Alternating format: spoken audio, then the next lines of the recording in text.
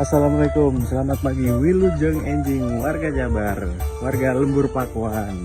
Bobby Boss baru saja melakukan survei terhadap pabrik biomanufaktur yang akan dibangun di Lembur Pakuan.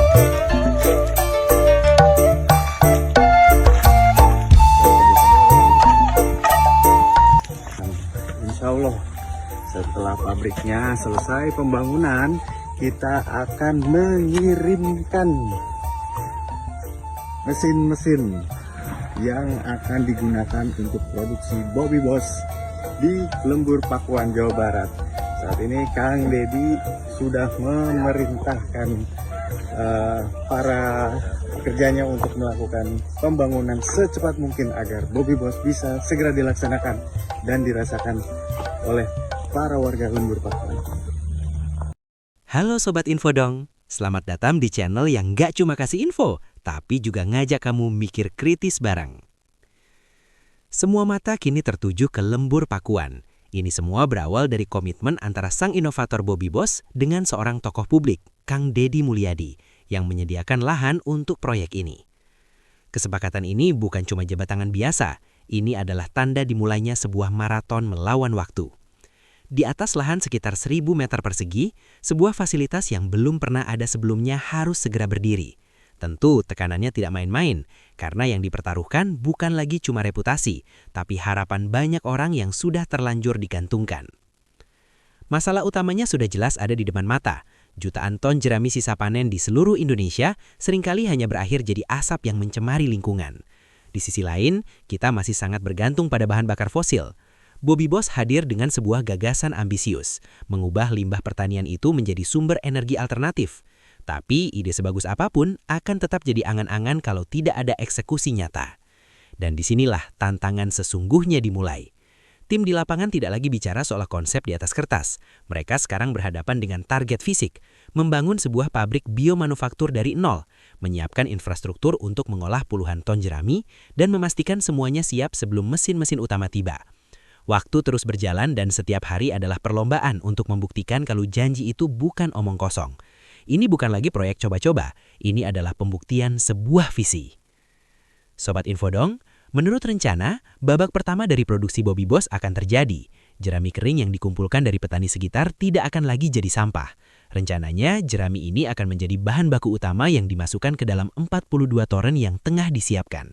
Menurut tim Bobby Boss, proses ini adalah tahap awal untuk membuka harta karun yang terkunci di dalam setiap helai jerami dengan memecah strukturnya yang alot.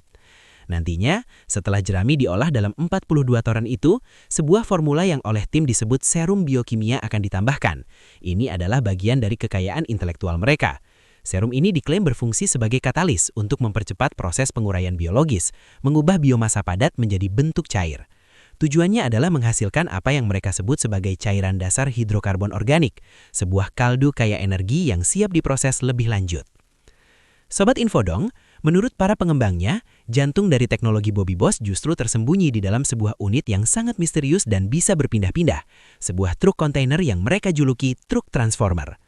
Unit inilah yang paling dirahasiakan. Dari luar kelihatannya hanya seperti kontainer biasa, tapi di dalamnya diklaim ada sebuah sistem pabrik berjalan. Menurut tim, cairan hidrokarbon organik yang dihasilkan dari toren-toren di Lembur Pakuan akan dialirkan dan dimasak lebih lanjut di dalam truk ini. Mereka mengklaim ada 5 tahapan mesin dengan proses kimia berbeda di dalamnya. Detail teknis dari kelima tahapan ini dijaga sangat rapat. Ini adalah kekayaan intelektual yang jadi kunci pembeda teknologi Bobby Boss. Disinilah, menurut klaim mereka, transformasi final terjadi. Hasil akhirnya adalah sebuah pencapaian yang luar biasa jika terbukti konsisten. Cairan yang dihasilkan diklaim setara dengan bensin dan solar berkualitas tinggi dengan RON mendekati 98. Namun, penting untuk dicatat, klaim ini masih dalam proses pembuktian. Pihak Bobby Boss telah mengajukan produknya untuk diuji di laboratorium pemerintah, Lemigas. Namun, Kementerian ESDM menegaskan bahwa produk ini belum mendapatkan sertifikasi resmi. Proses untuk mendapatkan sertifikasi kelayakan bisa memakan waktu hingga 8 bulan atau lebih. Sobat Infodong, nanti setelah semua proses selesai, tim Bobby Boss akan melakukan launching. Nantinya saat launching, para media boleh meliput dan melihat ke dalam pabrik biomanufaktur tersebut. Namun dilarang mengambil gambar apalagi membuat konten.